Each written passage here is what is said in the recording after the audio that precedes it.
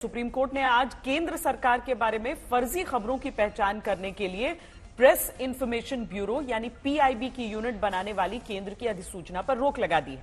Court ने कहा है कि यह मामला अभिव्यक्ति की आजादी का है।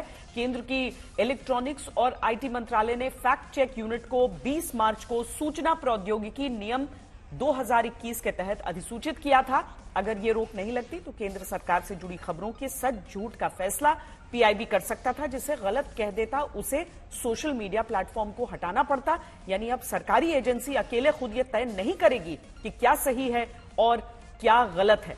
संजय, इसमें आगे क्या?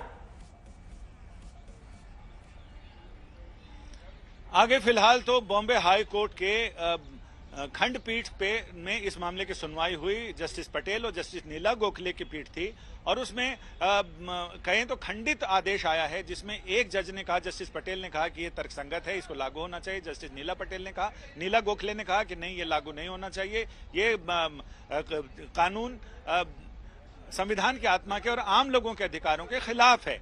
इस पर तीसरे जज को दिया गया। चूंकि यहां सुप्रीम कोर्ट में तो यह होता है कि अगर दो जजों की बेंच में अगर कन्फ्लिक्ट है तो फिर बड़ी बेंच के पास जाता है, लेकिन हाई कोर्ट में है कि तीसरे जज को दिया गया।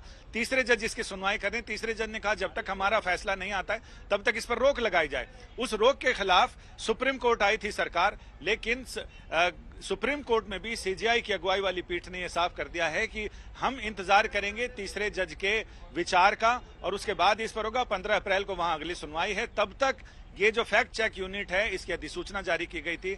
अधिसूचना जारी करने के अगले ही दिन ये रोक लग गई है। तो ऐसे में जाहिर है कि ये अगले बॉम्बे हाई कोर्ट के जस्टिस चंद्रवार उनकी अदालत में जब तक इस मामले पर कोई निर्णय नहीं आएगा तब तक यह अधिसूचना पर रोक रहेगी।